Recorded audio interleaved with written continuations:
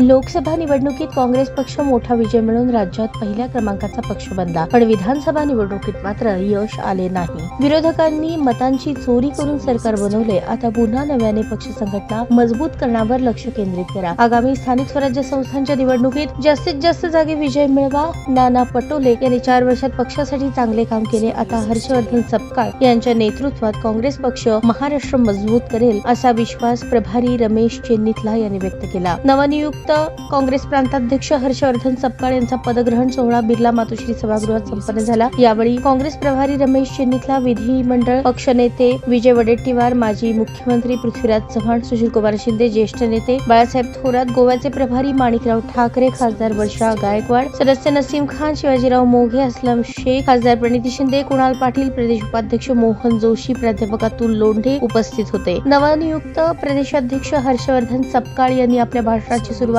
शायरीने केली। राष्ट्रवादी काँग्रेस, शिवसेना, काँग्रेसमधील नेत्यांना भाजपात प्रवेश दिला। आपल्याला संघटना बांधणी करायची आहे। आपल्याकडे नेतृत्व आहे, पण कार्यकर्त्यांची एक एक कडी जोडायची आहे। कार्यकर्ता कार्यकुशल बनवायचा आहे। लढाईतील आयुधे बदलायची आहेत, ते रस्त्यावर उतरून लढावे लागेल। आता रडायचे नाही तर लढायचे दिवस आहेत। आपण पुढील काळात राज्यात काँग्रेसचे संघटन मजबूत करण्यावर भर देणार असून काँग्रेसचा विचार घराघरात पोहोचवायचा आहे। पुढील निवडणुकीत राज्यात काँग्रेसची सत्ता आणून काँग्रेसचा मुख्यमंत्री बनवायचा आहे, असा निर्धार हर्षवर्धन सपकाळ यांनी व्यक्त केला। यावेळी माजी मुख्यमंत्री पृथ्वीराज चव्हाण, सुशीलकुमार शिंदे, माजी मंत्री अमित देशमुख, वसंत पुरके, नसीम खान, वर्षा गायकवाड यांची भाषणे झाली। कार्यक्रमाचे सूत्रसंचालन प्रदेश कार्याध्यक्ष कुणाल पाटील यांनी केले। त्याआधी हर्षवर्धन सपकाळ यांनी सकाळी गेटवे ऑफ इंडिया येथील छत्रपती शिवाजी महाराजांच्या पुतळ्याला अभिवादन केले। त्यानंतर हुतात्मा स्मारकाला भेट देऊन अभिवादन केले। त्यानंतर दादर येथील चैत्यभूमीला भेट देऊन महामानव डॉक्टर बाबासाहेब आंबेडकर यांना अभिवादन केले। सिद्धिविनायक मंदिराला भेट देऊन गणपतीचे दर्शन घेतले। दुपारी त्यांनी काँग्रेसचे मुख्यालय टिळक भवन येथे मावळते प्रदेशाध्यक्ष नाना पटोले यांच्याकडून पदाची सूत्रे हाती घेतली।